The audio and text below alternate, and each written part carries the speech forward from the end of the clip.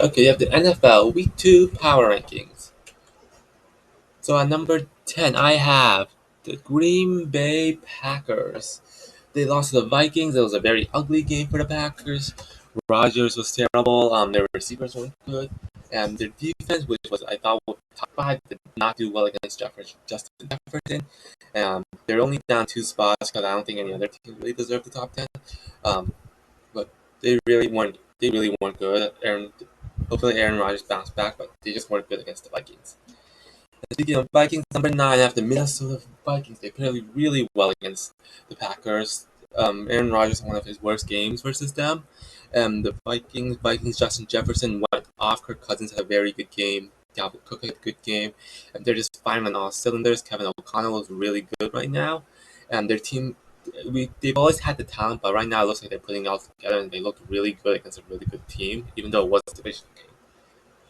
And then you have number 8, Tampa Bay Buccaneers, up one spot. They did beat the Cowboys. They shut them out, only allowed them 3 games, and their defense played really, really well. Although half the game was against Cooper Rush, and the Cowboys' offense is kind of losing a lot of pieces. But other than that, their defense is stacked right now. The offense, they have a lot more skill position players than they thought with all their wide receivers. Their tight end is still a weakness, but their offense just could not get it done. Their offense always got stalled in the end zone, which is why I'm only putting them up one spot. Their offense always got stalled in the end zone, and they only scored like one touchdown off an incredible Mike Evans catch. And number 7, I have the Philadelphia Eagles. They had a good game versus the Lions. I think AJ Brown looked great. Jalen Hurts was good, but he really got a brush up on his completion percentage. And their defense could be better as well. They allowed 35 points to a Lions team whose offense is average, and they really got to brush up that and stop allowing garbage time, because they had like a 21-14 point lead in the fourth quarter, and they allowed that and almost allowed the Lions to win. So they got brushed up, but their offense looks everything as exciting. Running game's still there. Jalen Hurts looks better. AJ Brown had a passing game. Everything looking good for the Eagles. Number 6, I have the Ravens. Ravens defense pretty much shut down the Jets, even though they only had Joe Flacco. And it's getting healthier. Lamar Jackson had a couple big time throws. Overall, their offense definitely a little bit inconsistent. Stats weren't great. Um, Hopefully, it's just a little injury rust from not playing the previous years.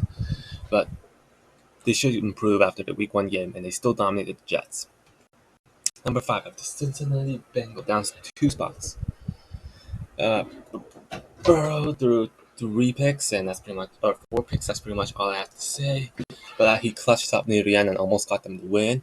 The rest of their offense couldn't function with Burrow throwing four picks, and their defense did hold the Steelers to only 20 points, which is pretty good. But that Burrow, hopefully this is just a one-time thing and not a season thing. But he was just not. He was terrible.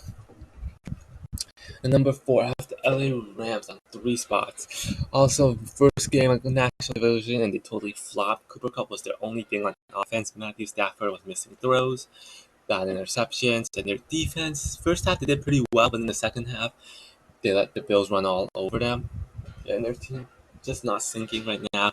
Does not look like a Super Bowl contender. Matthew Stafford clearly was off on Thursday, and hopefully they get their stuff together.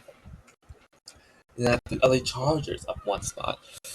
The offense to me functioned in the first 3 quarters, kind of stagnant in the fourth quarter, but their offense and defense with Khalil Mack averaged well good. Um, they just look good.